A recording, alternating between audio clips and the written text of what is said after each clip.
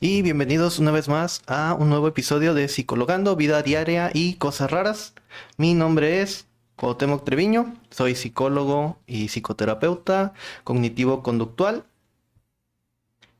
Y mi nombre es Ángel Quiñones, también soy psicólogo psicoterapeuta, también con enfoque en psicología cognitiva conductual y ligeros ahí disque rasgos de esquemas nada más. Muy bien. ¿Qué tal tu semana?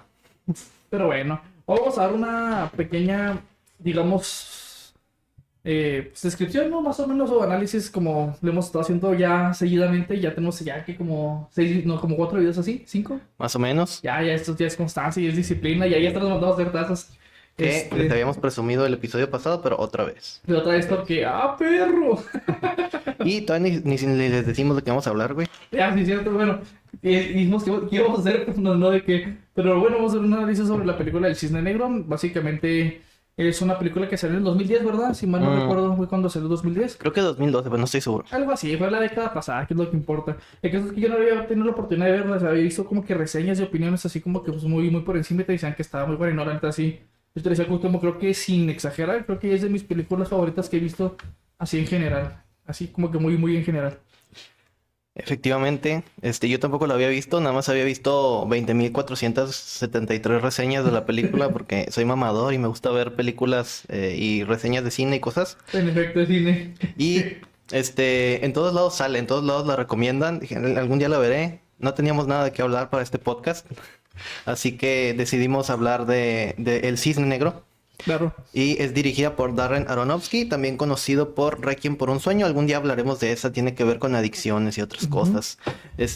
Pero en esta ocasión toca Cisne Negro, pues, la protagoniza Natalie Portman y cuenta la historia de una bailarina profesional de ballet que atraviesa ciertas dificultades, entre otras cosas, trastorno alimenticio y posibles episodios psicóticos breves, Claro. debido a la sobreexigencia de pues de lo que es ser una interpretador del arte, ¿no?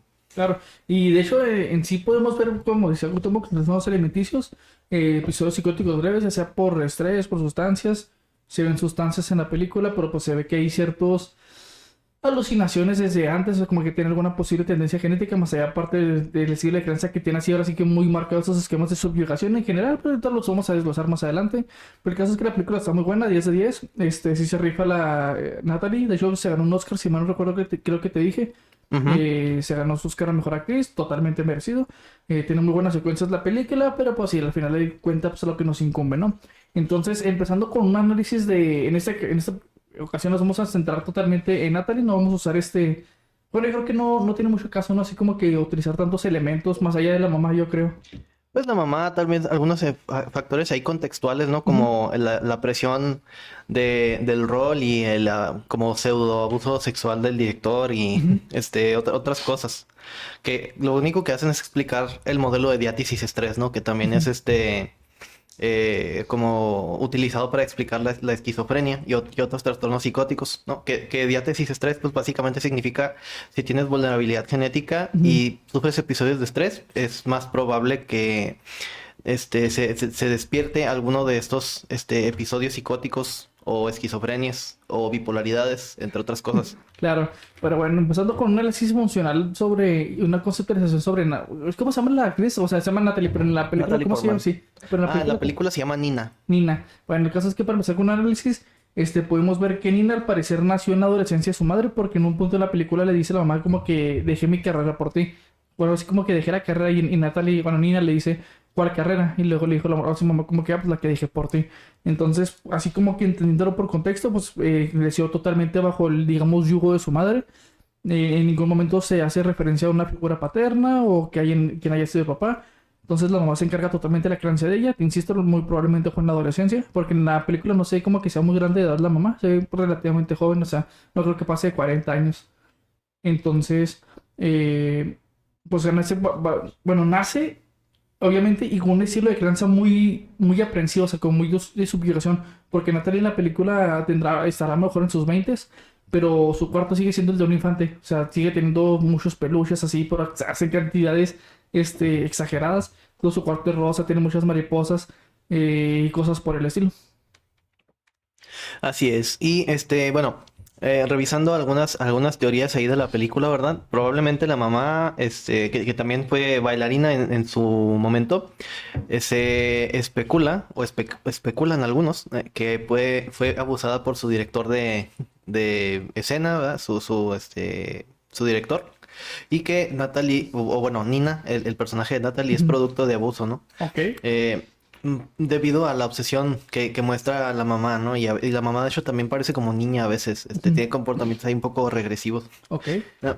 Pero sí, en esencia vemos una madre sobreprotectora, ¿no? Que en inglés se le dice padre helicóptero. ujú, Vemos una madre sobreprotectora, muy exigente, con estándares imposibles, y eso pues se ve claramente reflejado en el perfeccionismo clínico de Nina, ¿no? Porque lo primero que hace es levantarse a estirarse y a practicar en el espejo mucho antes de desayunar, y luego desayuna media toronja a pesar de que tiene actividad demandante físicamente, ¿no? claro. Y fíjate, y bien importante que ahí empezamos a posiblemente, bueno, ya planteamos como que la primera parte, ¿no? Que es esta superprotección, que hasta cierto punto sigue siendo como una niña. Luego esta parte de desayunar media toronja cuando pues las personas que hacemos actividad física sabemos que pues, una media toronja no te sirve literalmente ni para calmarte el hambre, o sea, una fruta ni te calma el hambre. Entonces un desayuno que se supone que es como la primera comida más fuerte o tiende a generar ser de las más fuertes, pues es como media toronja y algo más, no creo que tenga un complemento, pero no recuerdo qué era. Creo que era otro cítrico, ¿no? Otro más Ajá, chiquito, no me algo acuerdo. así, pero era más pequeño en cantidad. El caso es que en un punto, cuando ya aceptan a esta chica en el papel del cisne, vaya, el mamá compra un pastel muy grande y le dice, oh, mira, te traje un pastel. Y la chica le dije, no puedo comer tanto, o sea. Y luego le dice la mamá, no, es que es una ocasión especial, cómete un pan, casi cómete un pan, cómetelo. Entonces, llega esta chica y le dice, no, es que es demasiado, la mamá con una reacción sobre exagerada, se tira todo Ujú. el pastel. Y es donde podemos ver que inclusive pues, varios, Las exigencias de la madre, ¿no? sí, o sea, exigencias, pero inclusive exigencias de Nina, vaya, por mantenerse delgada. Y la vemos vomitar en varias ocasiones, vemos que se restringe, o sea, inclusive hasta, hasta cierto punto normal, dice, pues es una ocasión especial, o sea, no es algo de todos los días. Ella se priva de comerse una rebanada más grande del pastel porque pues no, tengo que estar en forma, tengo que mantener mi cuerpo, entonces ahí entran como que estas asociaciones que son muy características de un trastorno alimenticio, que son, por ejemplo, si no soy delgado no puedo ser feliz, o si no soy delgado no puedo hacer aquello. Entonces, esta preocupación excesiva e irracional, inclusive, Sobre la figura y peso. sobre su peso y figura, que insisto, pues en la película creo que Natalie se bajó cerca de 10 15 kilos para poder interpretar el papel. Órale, no sabía eso. Sí, digo, estoy haciendo una investigación porque me encantó la actuación de Natalie, la verdad, 10 de 10 su actuación, merecidísimo el Oscar, pero bueno, ya, cerrando el paréntesis. Entonces, se ve que tiene un cuerpo muy delgado para poder estar a la altura. Porque, según he escuchado, dos personas que me han comentado algo así sobre clases de ballet, el peso y la figura es muy importante para poderte parar. Por ejemplo, no sé si han visto en la película que esa chica se para en varias ocasiones. De puntas. Sí, de puntas dicen que eso es muy complicado si no tienes un peso muy bajo. Entonces, es muy común como estas tendencias de tengo que estar flaca, tengo que estar aquello, no me puedo privar de aquello. Y si como de más, a lo mejor vomito, que es algo que vemos muy comúnmente en la película. Pero fíjate, aquí más que nada. Yo diría que ¿cómo decirlo? O sea, como el origen de esos trastornos alimenticios no es porque una crítica a la mamá directamente en el aspecto de es que estás gorda, o sea, más bien es por exigencia de ella Ujú. para poder hacer mejor su trabajo. O sea, que el perfeccionismo viene desarrollado por un ambiente parental que es no idóneo, ¿verdad? Ujú, Y eso se termina traduciendo pues en la conducta obsesiva pues de Nina, porque luego los trastornos alimenticios conllevan mucha conducta obsesiva de por medio. claro. Este, que es, a veces leyendo literatura de psicopatología, ¿no? Se puede Ujú, entender la expresión comportamental de los trastornos alimenticios como un trastorno obsesivo compulsivo de la comida. Este, de hecho es el único criterio que los separa a los dos, ujú, ¿no? Porque cuando ves el trastorno obsesivo compulsivo y ves los especificadores en el manual de diagnóstico estadístico, abajo dice, las obsesiones o compulsiones no son mejor explicadas por comportamiento centrado en la conducta alimentaria. ok. Entonces, básicamente es el mismo modelo, pero es más fuerte porque ya es como un daño físico que te haces, ¿no? Por no comer y por no tener suficiente, como valor nutricional en las comidas. Claro, inclusive casi podríamos decir que tal vez inclusive sus delirios pudieran ser tal vez hasta por falta, o sea, pudiera haber un componente ahí pequeño por falta de alimentación correctamente. Podríamos decir falta de descanso, falta de alimentación, podría aumentar o atribuir más allá, exponenciar estas alucinaciones que ella tiene. Correcto. Y bueno, a ver, obviamente pues, la mamá es sobreprotectora, pero esta Nina, pues también es un poco inmadura, ¿no? Claro. Se ve ahí, pues bueno, a ver, esto es algo que a mí no me gusta mucho que hacen las películas, que básicamente cualquier película que quieras ver que es pretenciosa y que gane Óscares, Ujú. es abrir un libro de Freud Ok. y tratar de hacer una representación de el ello, yo y super yo de manera muy mamadora. Ujú. Y luego abrir un libro de Carl Jung y tratar de hacer una representación mamadora de aceptar tu sombra. Y Ok. ya por eso es muy profundo y la chingada, ¿no? Ujú. A mí me espera un chingo eso. Ya. Claro, que eso, si lo viéramos a lo mejor desde este punto de vista psicoanalítico que con el que no simpatizamos tanto, pues es como la pelea entre su cisne negro, digamos, y su cisne blanco, que es Ujú. como este duelo de personalidad, que como bien lo dices y muy recalcadamente, se nota así como que estos matices de este conflicto entre luchar contra el cisne blanco, contra el cisne negro, o sea, que lo mata simbólicamente en un punto, Ujú. y luego ya no puede actuar como el cisne blanco porque ya lo mató como que simbólicamente y cosas por el estilo. Sí, de hecho, por eso ya no, por eso cuando sale en la escena final se cae cuando es el cisne blanco porque ya no puede ser el cisne blanco Ujú. y ahora es el cisne negro que realmente en la madurez del director, pues el cisne negro representa la maduración sexual y la Claro. independencia de la identidad y un símbolo de como de la adultez, ¿no? Ujú. Que como la complejidad humana y de ahí viene como el símbolo de la sombra de Carl Jung, ¿no? Que es la parte oscura de nosotros mismos que rechazamos y que hasta que no integremos dentro de la personalidad, según no vamos a tener una estabilidad psíquica en la estructura psíquica. Claro, y luego se ve, por ejemplo, cuando tira los peluches, no sé si ves esa escena en la que empieza a tirar los peluches, es como que esta parte de la maduración sexual, porque precisamente en esa parte es cuando ella se empieza a masturbar. Entonces, no me acuerdo si eso fue antes o después de que tiene como que este sueño en el que se acuesta con la otra chica que le puede ganar el papel supuestamente. Pero hey, no les comentamos la historia, como regresándonos un poquito, Un bastante. un chingo y habiéndola cagado tantito. La historia se trata de esta morra que es el estelar. Y luego se presenta un director mamón que quiere hacer como historia y decir, no, siempre se interpreta el cisne blanco y cisne negro por dos personas diferentes, pero ahora va a ser interpretado por una sola persona. Y vamos a hacer audiciones. Y ella es como que el cisne blanco era la principal. Y luego le dice, no, tú no, porque estás bien pendeja tú, estás como muy niña. Y lucha por conseguir el papel de cisne negro. Y pues empieza a tener este tipo de conflictos luego por su perfeccionismo. Más o menos de eso se trata la historia. Pero bueno, regresando un poquito. Este, Primero está el trastorno de conducta alimentaria, que la verdad Ujú. es inespecífico. No creo que Claro. sea ni bulimia, ni anorexia, ni... No, no especificado. Sí, pues es un trastorno no especificado de la conducta alimentaria, porque a veces vomita, no siempre, a veces no Restricción come, alimentaria. siente culpa. Ujú. Y de hecho es hasta delirante la culpa en las personas con trastornos alimenticios. Y esta representación que se hace en las películas sobre verse gordo y en realidad estar flaco, en realidad no es tan, como que tan dramático, así no tanto como en el cine Ujú. nos lo ponen, sino que la percepción alterada de la realidad está enfocada en partes específicas del cuerpo. Entonces no es como que no sepa la persona que está muy flaca, sino que sí estoy muy flaco, pero la panza se ve como que sobresale tantito, entonces esa sí se Ujú. ve un poquito exagerada.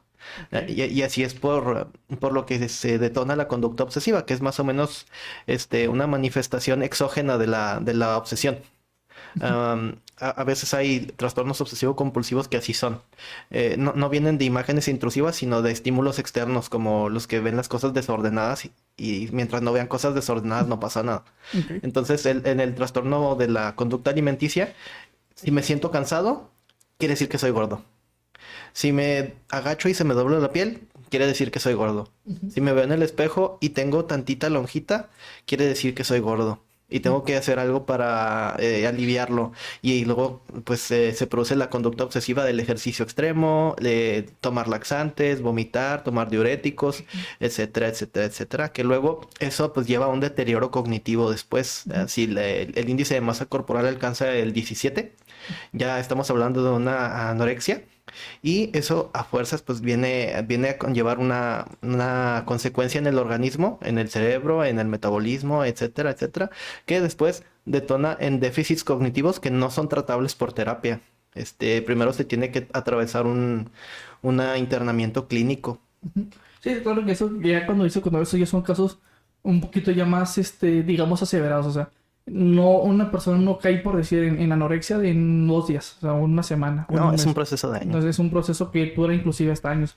Entonces, ya cuando hay este tipo de deterioro donde literalmente hasta el corazón se encoge, el cerebro se encoge porque literalmente el cuerpo pues, necesita algún recurso y si no hay grasas, no hay proteínas ni nada, pues el cuerpo hasta cierto punto se come a sí mismo.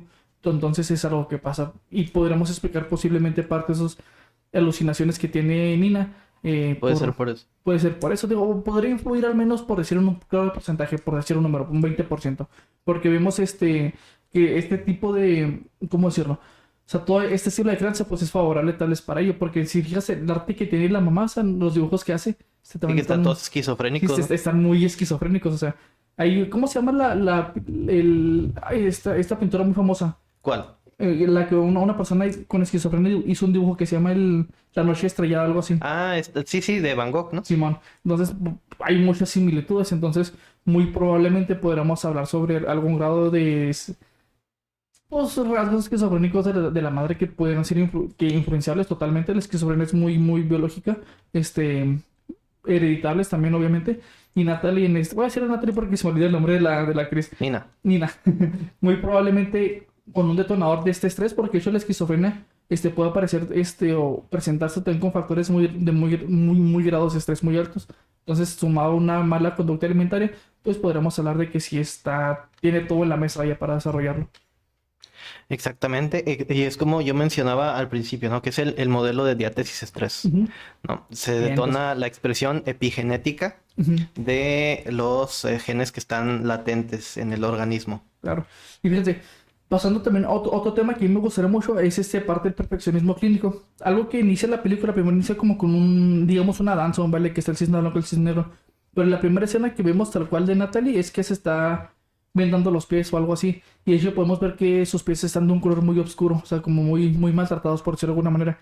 Las personas que en general en algún momento de nuestras vidas aprendimos o intentamos aprender algún instrumento de cuerda, llámale bajo, guitarra, tololoche, ukelele, banjo, lo que tú quieras, tendemos a tener los dedos aquí un poquito con la piel un poquitito más oscurecida y un poquito más rígida. Esto es para poder tener este callo que es para poder tocar las cuerdas. En el caso de Natalie podemos ver que tus pies están demasiado maltratados, lo cual nos indica que es una cantidad ridícula de actividad física como la que hacen. Inclusive Cuauhtémoc ahorita nos platicaba que ella se levanta y en vez de, no sé, estirarse, ver el teléfono, o sea, lo primero que hace es empezar a practicar su baile. O sea, lo primero que hace. O sea, su primera actividad del día es eso, empezar a practicar. Y esos estándares podríamos explicarlos que tal vez por parte de la madre que pues, lo dice verbalmente, o sea, dejé mi sueño por ti. Ahora sí vemos muy como imagen de TikTok que, oh, es que tus padres, no dejes que tus padres vean sus sueños a través de ti, tú mereces algo más. Que pues se aplica pues bastante, ¿no? Que es la mamá sobre esa exigencia, sobre estos estándares inalcanzables, llevan a la Nina, perdón, a querer hacer las cosas que su mamá quiere, pero realmente no sabemos si ella como tal lo disfruta. Si vemos que en un momento le marca y le dice, oye mami, o sea, se comporta como una niña, vaya. Entonces, con esa misma felicidad y pues todo esto que pues, ya estamos comentando. Pero el chiste es que estos mismos estándares la llevan a matarse. Vemos que se corta mucho aquí la grasa en la espalda. Que tal vez podríamos hablar de un trastorno por excoriación, Ujú, que pues de sí, hecho es un trastorno totalmente. obsesivo. Ajá. Estas marcas que se hace o estas marcas de que se corta mucho las uñas porque piensa que se arranca la piel. Entonces, son como estas, digamos, salidas hasta cierto punto de empezar a hacer un poquito la carga que ya tiene, como escoración, como ya lo dice Cuauhtémoc. Que el escorno por excoriación es rascarse hasta arrancarse la piel, literal. Ujú. Y es trastorno obsesivo, está relacionado con los trastornos obsesivos, pero no conlleva como compulsión, obsesión como tal. Y luego también está el trastorno de tricotilomanía, que también es obsesivo, que es arrancarse el pelo. Sí, Y como su familia de trastornos están entre los obsesivos y alimenticios, que los alimenticios y obsesivos están estrechamente relacionados, claro. pues vamos a ver una manifestación de un perfil completamente ansioso en el paciente, ¿no? Porque todo trastorno obsesivo conlleva una sintomatología predominantemente ansiosa. Ujú. Entonces, Esto lo que hace es coadyuvar a la aparición temprana del episodio psicótico breve en el cual se ve incedida esta bailarina Nina, porque se ve agravado por la ingesta de sustancias alucinógenas, o bueno, sustancias, pues drogas, pues, Psicoactivas, digamos. sustancias psicoactivas. Claro. Porque, de hecho, en un principio, y estamos hablando de esto ahorita fuera de cámara, Ángel y yo, al principio cuando se ve el primer vistazo del cuarto de Nina, y viendo análisis mamones también, que primero se ve su cama y nunca se ve como que la parte completa del cuarto, hasta después vemos que está tapizado con papel de mariposas, etcétera. Como que nos van revelando poco a poco la infantilidad de la bailarina, pero cuando se ve el primer vistazo, sale Nina del cuarto y después de que sale del cuarto se ven los dibujos estos como esquizofrénicos que tiene pegados en la pared Sí. y a uno de los dibujos se le mueve ligeramente el ojo. Entonces nos estaba hablando aquí como la película de una ligera tendencia hacia la despersonalización, a la desrealización y a las fugas disociativas, etcétera, etcétera, etcétera, que después pues como tomó sustancias psicoactivas que sabemos que nunca las había tomado porque siempre vivió en ambientes completamente controlados. Claro, Entonces, literal. exactamente. Entonces, se detona necesariamente la aparición temprana de un cuadro psicótico que como solamente dura pues un día, Sí, una noche de hecho. pues podemos hablar entonces nada más de un episodio psicótico breve, pero probablemente iba en camino a convertirse pues en una esquizofrenia, porque para el modelo de diátesis estrés, es decir, de la vulnerabilidad y la formación de un delirio, primero tenemos que hablar de una vulnerabilidad somática, que es esta tendencia biológica, ¿no? Y luego estresores psicosociales y tener representaciones negativas de uno mismo y también recursos limitados, que pues define completamente. Total. Oye, ahora sí, creo que es de los pocos casos en los que es literalmente así tal cual como libro, así como que lo sacaron del libro y lo pegaron y lo plasmaron tal cual. Exactamente, porque también pues están todos los sesgos cognitivos que después se ven intensificados por los episodios paranoicos, ¿verdad? de esta morra. Y lo que caracteriza principalmente a los trastornos delirantes o bueno, psicóticos y esquizofrénicos es la prueba de realidad que está completamente anulada, ¿no? Entonces, de hecho, no sé si sabían, ¿no? Para que ya no se maltripen. Las alucinaciones son un proceso completamente, totalmente natural y normal en la experiencia humana, porque el cerebro funciona a veces como de manera muy random y se tiene que inventar estímulos para no aburrirse. De hecho, mm, pues de ahí viene el fenómeno de hipnosis por carretera. Sí. También ahí viene el fenómeno de alucinaciones inducidas por los tanques de privación sensorial. Y el fenómeno de hipnosis como tal, pues es como que un estado intermedio de conciencia entre el delirio y la conciencia. Pero es un fenómeno normal. Escuchar voces es algo normal. Ver cosas que no existen es algo normal. Oye, fíjate, y una de las cosas como que las más comunes es, por ejemplo, cuando una persona no duerme tanto, es como que ver cucarachas en el piso. Ah, sí, cosas ven así. insectos, es muy Sí. normal. Que, por ejemplo, es muy común que todas estas características que dice Cuauhtémoc también aplican en un grupo muy específico de personas, que son, por ejemplo, personas que trabajan en hospitales. A veces nada más están, cuando tocan guardias, a veces está de 40 horas. Entonces es inhumano estar ahí. Entonces hay mucho estrés, poca privación de sueño, poca privación de alimento. Y es muy común que las personas hospitales, es que vi algo, es que se me apareció algo, se me apareció ay, ¿cómo es? Pues la planchada. Se me apareció la planchada, se me apareció aquello, y o sea, se dicen tantas cosas, pues que son, hasta cierto punto, como se contamos, es una experiencia normal, porque el cerebro tiene que inventarse cosas o para salir de la rutina. Sin embargo, lo que ya no está bien, y es esta prueba de realidad deteriorada, es que cuando uno sufre estas alucinaciones, uno sabe que no es real. Uno puede decir, pues una pendejada que se me acaba de ocurrir, o etcétera, etcétera. La persona que tiene esquizofrenia o igual episodios psicóticos, que es como una esquizofrenia de un día, cree que estas alucinaciones son reales y como cree que es real, le tiene que atribuir una explicación externa a las cosas y es de ahí de donde viene el delirio. Porque, o sea, yo estoy escuchando voces. Si yo estoy escuchando voces y yo creo que sí son reales, o sea, que no es algo que apareció X así random en mi cerebro. Entonces, estas voces que oigo son reales, quiere decir que, pues, no sé, me han de haber implantado entonces un chip cuando no estaba yo consciente y por eso escucho las voces. Claro. O pues, son los extraterrestres que tienen la tecnología para borrar todo rastro de su intervención en el cuerpo humano porque su tecnología es muy avanzada. O son los fantasmas, es el fantasma de mi tío que me habla. Ajá. Sí, que esa esquizofrenia paranoide, ¿no? Que es precisamente caigo en la, pues vaya, en la paranoia de atribuirle este efecto a una consecuencia, pues, irreal o muy desatinada. Y pues como es paranoico, ahora sí ya viene el rol de la ansiedad en el mantenimiento del estado psicótico y el mantenimiento del delirio, porque ahora todo lo que hagan las demás personas es un sesgo de confirmación de por qué sí es cierto que yo tengo razón y todo el mundo está en mi contra, ¿verdad? Entonces, no, pues los aliens me están persiguiendo y, oye, los aliens no existen. Ah, ellos te dijeron que dijeras eso. Ellos te dijeron que dijeras, tú estás con ellos.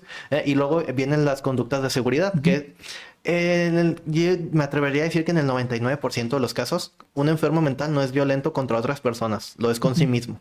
Ok, ¿No? claro. Entonces, pues se rascan tratando de arrancar el chip, se esconden, dejan de comer, etcétera, etcétera. Y en casos raros, pues viene la agresión a terceros, ¿no? De que, estás con ellos, pues ahora te mato para que Sí, sí. me proteja. Pero eso es raro, ¿no? Sí, no es tan común esta agresión. Y como yo esta agresión es hacia uno mismo, inclusive creo que en alguna película llegué a ver en alguna ocasión una persona que también escuchaba voces y pensaba que tenía personitas adentro, entonces él se golpeaba la cabeza. ¿Para sacudirlos? Para sacudir a las personas que estaban adentro diciéndole cosas. Entonces, es como precisamente esta parte en la que ya pasamos un nivel de que, es que vi algo, que lo normal sería, pues no he dormido bien, entonces yo creo que estoy delirando. Pues, te muevo de dormir y pues no pasa eso. Y pues precisamente es, si curiosamente ya se le atribuye que no, es que mataron los aliens y seguro estás con ellos, que de hecho es un dato curioso, las personas que son muy paranoicas no vienen a terapia realmente, porque pueden pensar que estás en su contra, que casualmente todo se acomodó para que yo dé a dar contigo y tú busques mis reacciones y se las lleves a los aliens para, o sea, y ya caemos en un delirio totalmente. Y no es como, y como esta paranoia es muy generalizada, estas personas pues en general pues no van a terapia. Exactamente. Pues casi ninguna persona con trastorno de personalidad va a la terapia y tampoco con delirios ni episodios psicóticos, ni esquizofrenia, ni relacionados, ¿no? Pues, siempre van obligados. Y de ahí viene como que el estigma de que, bueno, también viene de otros experimentos culeros que hemos hecho como comunidad de salud mental, ¿no? Pero más o menos de ahí viene el mantenimiento moderno de que los psiquiatras son malos y las cosas son incurables, etcétera, etcétera, porque muchas veces es un desconocimiento del público en general, ¿no? Por ejemplo, o de uno mismo como terapeuta, ¿no? Por ejemplo, está el trastorno límite de la personalidad, que siempre se ha dicho que esa madre es intratable y que cuando te llega uno, pues no se puede hacer nada. Y realmente viene de que siempre se intentó tratar con psicofármacos y la terapia no, de este trastorno no funciona la farmacología para tratarlo, ¿no? Tiene que ser con terapia de procesamiento emocional, de reprocesamiento emocional, ¿no? Y hay como tres vertientes, que es la cognitivo-conductual, la dialéctico-conductual y la de esquemas, ¿no? Claro, de hecho, es dato curioso. En general, yo me atrevo a decir que muy pocos trastornos en general mentales son tratables solamente con farmacología. Yo creo que nada más sería lo mejor como... Tal vez la expresión unipolar de la bipolaridad, o sea, De hecho, cuando no depresión con tiene, bipolaridad. cuando no tiene depresión y son puras manías, pues es nada más Sí, con... ahí es, o sea, realmente la terapia y la neta no entra tanto, o sea, entra para aprender a identificar los factores que te pueden llevar a ello y medicarte, pero formalmente creo que nada más es bipolaridad, porque a pesar de que el trastorno límite sí se recomienda, bueno, hay muchos autores que recomiendan que sí, que recomiendan que no, darte terapia y aparte farmacología, pues entra ahí muy como el enfoque, ¿no? Entonces es entendible pues esta parte. Bueno, pero regresando ya a la película, Ok, que nos desviamos demasiado. que nada, está bien, porque hacemos paréntesis que son importantes, ¿no? Claro. Pero sí, regresando un poco a la película, pues estamos explicando la formación del delirio, ¿no? Ya cuando empieza a tener estos rasgos ya de delirio paranoide, pues viene ya a tener pues estas interpretaciones delirantes, sesgos de confirmación o sesgos confirmatorios, pues, y las conductas de seguridad, ¿no? Claro. Y es curioso que alucina con matar, ¿no? Porque ella no, como que siempre se ha controlado mucho y controla y reprime mucho sus impulsos, ¿no? Y aquí podemos hablar sobre la pulsión de muerte y otras cosas ahí, psicodinámicas, ¿no? Pero tal vez tal vez el psicoanálisis sirva para explicar el contenido y la formación de por qué del delirio y el contenido mental de las cosas más que la formación etiológica de las mismas, ¿no? Entonces, tal vez entendiendo el modelo psicodinámico podemos entender por qué alucina con matar, en lugar de por qué se dio el proceso el cual llevó a la aparición de la alucinación. Pues podemos entender que por eso alucina con matar, ¿verdad? Porque anhela controlar su vida, nunca tuvo el control de la misma y la única manera de expresar eso es asesinando la parte de sí misma que no le gusta y que después es integrada en su personalidad cuando se da cuenta de que era un delirio y en realidad no mató a nadie y que se mató a sí misma para poder vivir porque no tenía vida. Sí, claro que de hecho es el final inclusive de la película, si lo vemos así muy metafóricamente, que al final el cisne pues se desvive para literalmente quedar libre. Es como la representación de este final. Desconozco si Cisne Negro, o sea, como tal, la obra de teatro, vaya, trata de eso, pero... Según yo, sí, o sea, es lo mismo. De que sí se suicida y todo el pedo, ¿no? Okay. Pero pues aquí es simbólico porque los créditos de hecho terminan en blanco para simbolizar que murió el cisne blanco. Okay. Y ya hubo este proceso de como maduración sexual y se convirtió de niña en mujer. Okay. Pero se tuvo que matar para conseguirlo, ¿no? Aunque pues se mató dentro de un episodio psicótico. Entonces no podemos hablar como tal de conducta suicida, ¿no? No, es más inducido por estos episodios. Pero fíjate, ya, avanzando también un poquito, mostrar un poquito de esquemas, como tal, que era lo último que platicamos. Precisamente, como vimos en anteriores capítulos, los esquemas básicamente son métodos para poder vivir, o sea, tal cual, o sea, vamos a poner un ejemplo. Si la única manera de sobrevivir en mi casa es que mi mamá siempre diga que sí, porque si luego que no se porta mal y se pone violenta, pues creo que un esquema, por ejemplo, de subyugación, que en este caso creo que se es de Nani, básicamente... ella para poder sobrevivir en su entorno siempre dice que será más, siempre obedece sus órdenes y ella se enseña hasta cierto punto a ser sumisa, que es algo que es como el problema del director con ella, que es que eres el cisne blanco, o sea, eres sumisa, eres bonita, eres linda, bla, bla, bla, pero no falta esa parte como de la maldad en ti. Entonces vemos que este esquema precisamente de subyugación, inclusive hasta de privación a nuevas experiencias, porque cuando le ofrece esta chica la pastilla, le dice que no, o sea, que no le va a entrar. Entonces hay como que mucha... Que está bien, man, no justifico. Pero está esta parte de privación de nuevas experiencias. Que no se masturbaba, que no tenía parejas. Creo que se siendo virgen o algo así. O sea, son estas cosas. Entonces, este esquema es el que podemos ver más recalcado. Que este esquema normalmente lleva un modo. Que un modo es una manera de ser, actuar, que es como una persona vulnerable. Estaba pensando ahora en la mañana que precisamente hoy vi la película, ¿no? Irresponsablemente, como no Muy debería mexicano. de haberlo hecho, pero estaba pensando que tal vez este proceso, esta representación de maduración sexual y de como una superación del conflicto psicosocial, tal vez de Erik Erikson, ¿no? De pasar de la adolescencia a la adultez temprana y de la adultez temprana a la adultez media. Es tal vez, a ver. La intención del director era representar la maduración, ¿ya? Pero es una pendejada como está representado, ¿no? Pero así como tú me estás diciendo, ¿no? No, la apertura a las experiencias, no se quiere drogar, no le sabe a la vida. Ajá. Son cosas que son como el entender de un adolescente de lo que significa ser maduro. Entonces, por eso yo creo que se termina suicidando, así como inconscientemente, si quieres, dentro de su delirio, porque la interpretación que le da ella a madurar es que todo el mundo le ha dicho siempre que es tonta, que es estúpida, que no sabe nada, que no ha vivido la vida, etcétera, etcétera, etcétera, etcétera, etcétera. Entonces, la manera de interpretar la maduración es a través de lo que un adolescente pensaría que es maduro, que es drogarse, que es usar sustancias, ir a fiestas, tomar, tener sexo con desconocidos. Entonces, eso es lo que interpretaría un adolescente inmaduro, que significa ser alguien funcional, un adulto maduro y sexualmente activo. Entonces, dentro de su proceso de maduración, sigue siendo inmaduro. Claro. Sí, que eso es algo que decías, esta parte de maduración que esta vez es como muy irreal, vaya, ¿sabes? Porque si hablamos, creo que detrás de cámaras, que Nani era muy inmaduro en general, o sea, que no tenía tanta madurez. Entonces, Tal vez es una sobrecompensación del esquema sí, y por eso es inmaduro, ¿no?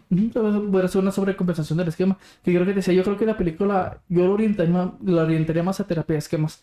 Aparte, obviamente, de la esquizofrenia, muy probablemente, pero yo le guiaría más por esta parte. Y más porque en un punto ella cambia su esquema. Tal vez a partir ya es por sobrecompensación o O rechazo el esquema, vaya, ¿cómo se llama esta parte? No, no, pero la rendición es cuando sí haces lo que dice el esquema. Ajá. Sí, Y, pero, por y- ejemplo, sí lo hace, pero cuando, por ejemplo, como que pierde el papel y se pone a llorar así de que no, es que no sí. puedo, o sea, no, o sea, que necesitaba el papel, que porque la otra tipa la había puesto de suplente y le dijo, oye, pues es la suplente, o sea, no, nomás es por si Ah, te llega a Simón, pasar algo. Simón. Y ella como que se rinde totalmente ahí al esquema. Entonces, llega una parte en la que muy probablemente así como que este cambio de chip, que ahorita lo vemos como desde la parte más psicoanalítica, por decirlo de alguna manera, pero cambia ahora sí un esquema más como puntivo, o sea, en el que ya es más rígida, que es cuando ya es el cisne negro.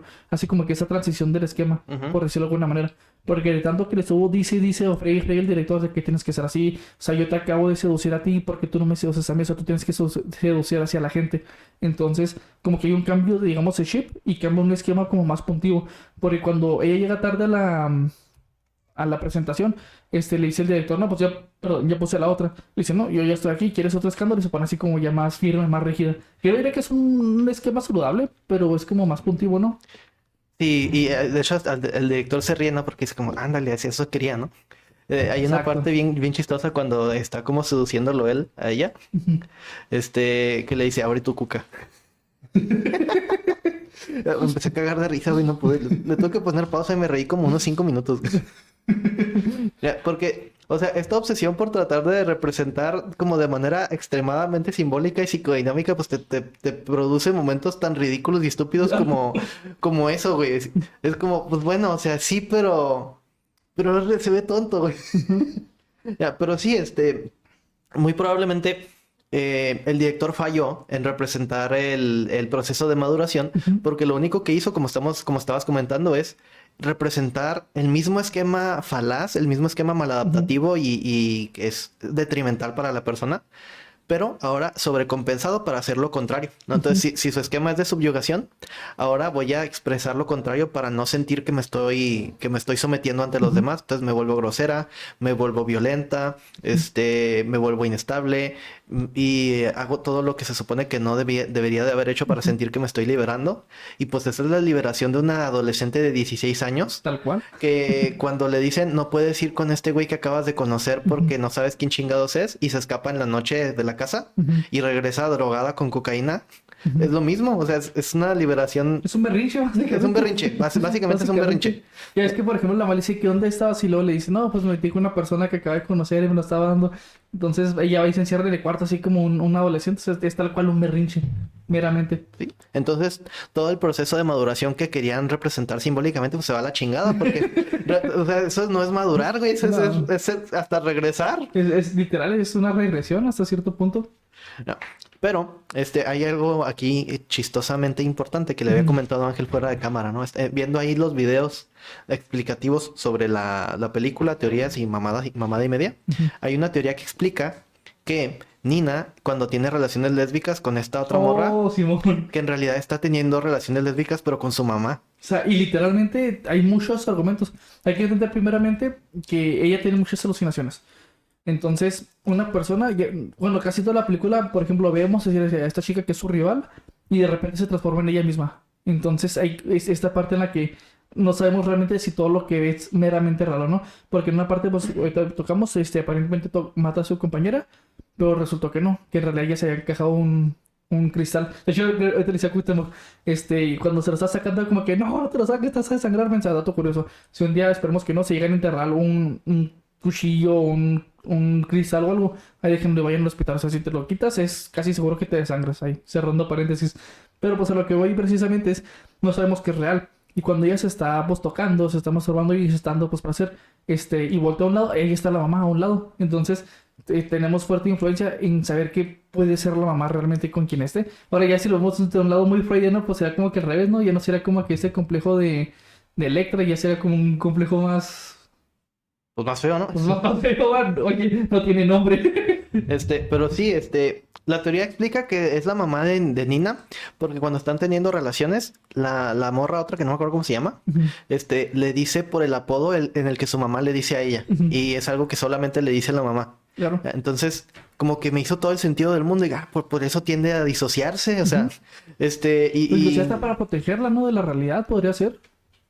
Sí, entonces a lo mejor por eso es que tiene episodios disociativos desde el inicio de la película y por eso se ve que se mueve el ojo del dibujo este medio esquizofrénico. Ajá. Pues bueno, tiene validez, la Sí, teoría, sí. tiene algo de validez. Sí, sí, tiene bastante validez. Ahora no estamos diciendo que sí sea así. Nada, más, pues tiene un fundamento y pues un fundamento muy sólido. Inclusive entendiendo de que cuando ella se quiere encerrar en su cuarto, no sé si se han dado cuenta, pone un palo como tal. Eso quiere decir que no tiene seguro su puerta. Porque si tienes en tu puerta seguros, ¿para qué pones una traba? Y de hecho, cuando regresa, la mamá le quita la manija de la puerta, ¿te Ujú. acuerdas? Sí, que la secuestra básicamente. Entonces, como el episodio de los padrinos mágicos, ¿verdad? Respeto tu privacidad, pero ejerzo mi autoridad como padre mostrando mi autoridad de todas formas. Básicamente es eso. Que inclusive, fíjate, hay una parte en la que me hace un poquito ruido, pero no sé cómo interpretarla. Que, o sea, literalmente ella pues deja a la mamá, o sea, y rompe bueno, encuentra la manija, abre la puerta y se va. Pero en un punto la mamá aún así va al teatro a verla. Entonces, no sé si a lo mejor ahí tuvo un cierto delirio o algo por el estilo, o alguna alucinación de verla ahí en la fila, o si realmente se habrá ido. ¿Quién sabe? A lo mejor a la que mató fue a su mamá antes de salir, güey. Sí, es muy probable, porque pues, al final del día ella pone como toallas y todo. Es que toda la película es como muy... Es lo malo, entre comillas, y lo bueno. Una película así que te da mucho para hablar, pero pues es complicado saber qué sí fue real y qué no. Porque el matar a la mamá, Ujú. ahí sí representaría una especie de liberación Sí, sexual. En totalmente. lugar de matar a la otra morra, tiene que matar Ujú. a la mamá Sí, para sí. simbólicamente Ay, avanzar, muy ¿no? freudiano. Pues de hecho sí, güey, o sea, de hecho sí, porque pues es lo que tiene que hacer la mujer bajo Ajá, el complejo de Electra, ¿no? ajá. Y el niño lo que tiene que hacer es matar al papá para Ujú. avanzar bajo el complejo de Edipo. Buen complejo de Y Edipo. ahí hubiese sido así como que, no mames, y luego que de repente quitasen como que el filtro, tal vez que Ujú, tuviese un filtro la película así como distorsionado, etcétera, que después se quitara ujú. y luego viéramos que Nina está bien flaca. Ok, O sea que en realidad sí pasaban algunas cosas y otras no, y en ok. realidad como que su delirio iba desde el inicio de la película, etcétera, Ujú. etcétera. Pero pues se ve opacado por esta necesidad mamadora de expresar todo muy, muy, muy filosóficamente metafórico. Ajá. Ya. Pero, o sea, la película está chida.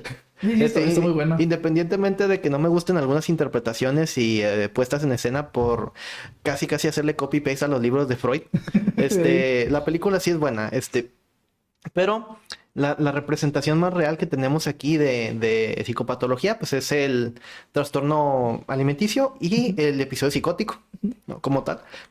Entonces, inclusive, pues, podremos hablar, también posiblemente un obsesivo compulsivo, probablemente. Y claro, ay, ¿cómo se llama este trastorno? Perfeccionismo clínico, muy probablemente. Pues sí, porque tiene bueno, al menos el perfeccionismo clínico pues tiene todas las características, ¿no?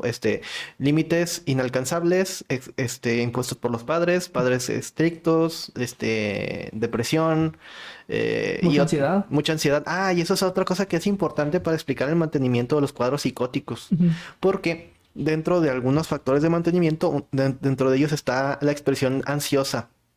Porque, como estamos viendo, la esquizofrenia y los episodios psicóticos en general tienden a ser paranoides ujú, en la mayoría de los casos.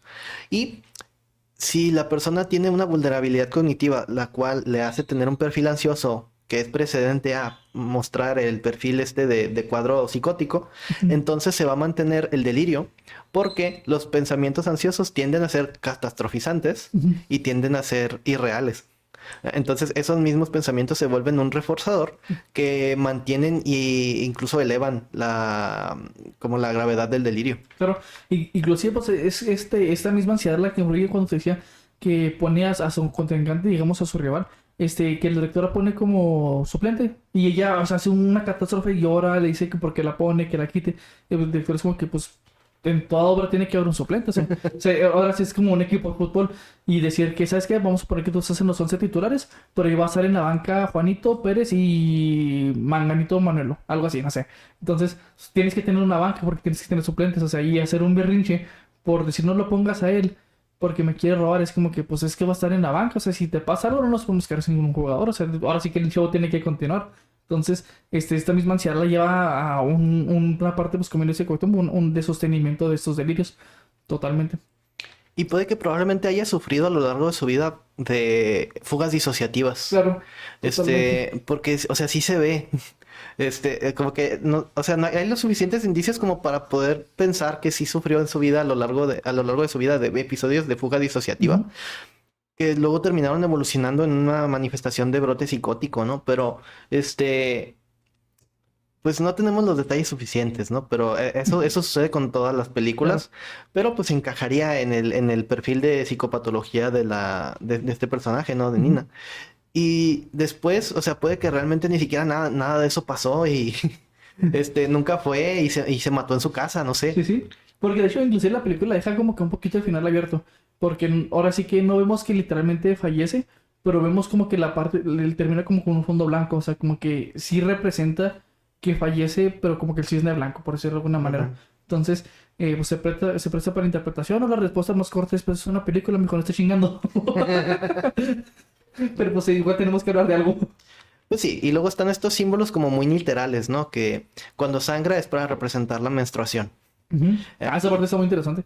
sí, sí, porque representa la maduración sexual. Sí. Entonces, nunca había hecho absolutamente nada y cuando se masturba por primera vez, que es en el baño, Ujú. tiene sangre. Ujú. Y uno dice, oh, pues está delirando, va a ser asesina, lo que sea, y luego se ve a sí misma por afuera, que es un Ujú. episodio casi de despersonalización. Sí, sí. Este, pero pues representa la menstruación, ¿no? Ujú. Como que estoy madurando, Ujú. y por primera vez, y luego cuando se muere con la sangre en el vientre, Ujú. que es lo mismo, sigue representando menstruación Ujú. para denotar, feminidad Ujú. y sensualidad. Y el cisne negro, por eso es violento, Ujú. es malo, es sensual, es peligroso, Provocativo. provocativo, porque representa ese lado oscuro que según Carl Jung, ¿verdad? Es tu sombra y que tenés que Ujú. aceptar para integrarlo en tu personalidad pues madurar. Claro. Pero bueno.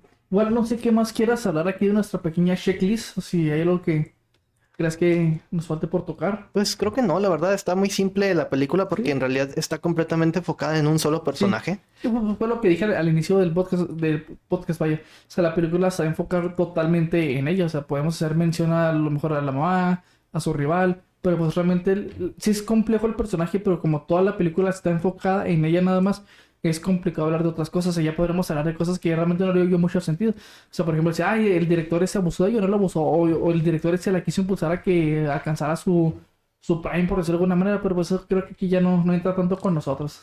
Pues quizás podríamos hablar de los factores sociales, Ujú.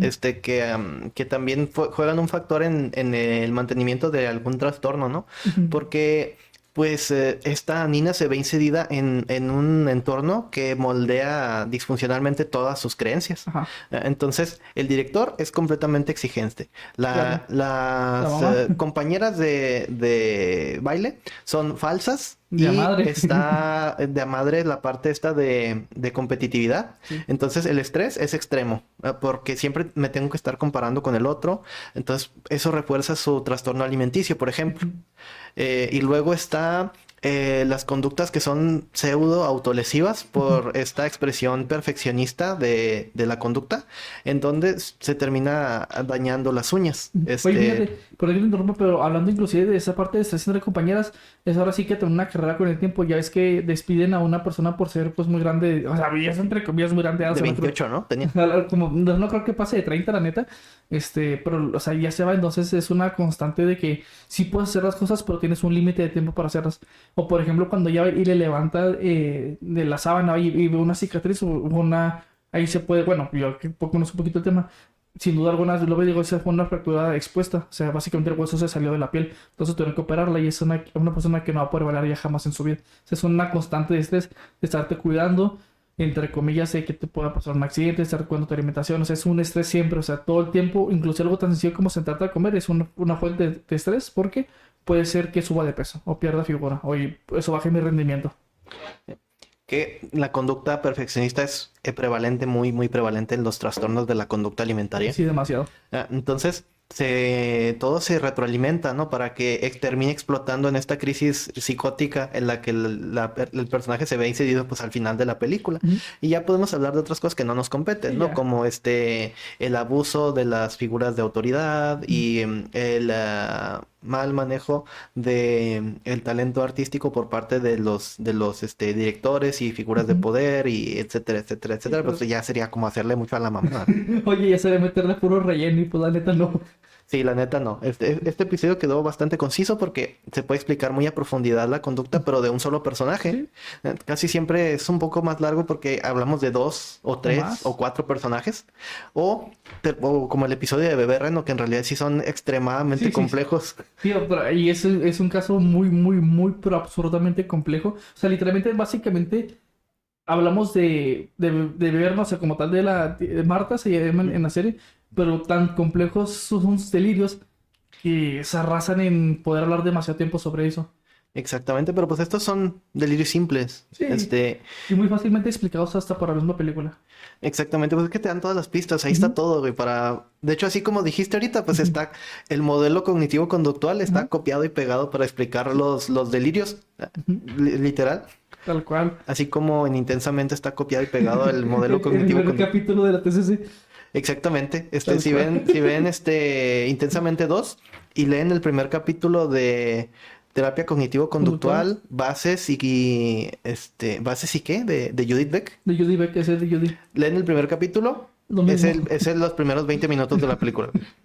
Literalmente. Pero bueno, entonces, pues conclusión de la película, pues en general sí la recomiendo. Bueno, ya dejando de lado la psicología detrás de esto, muy buena película.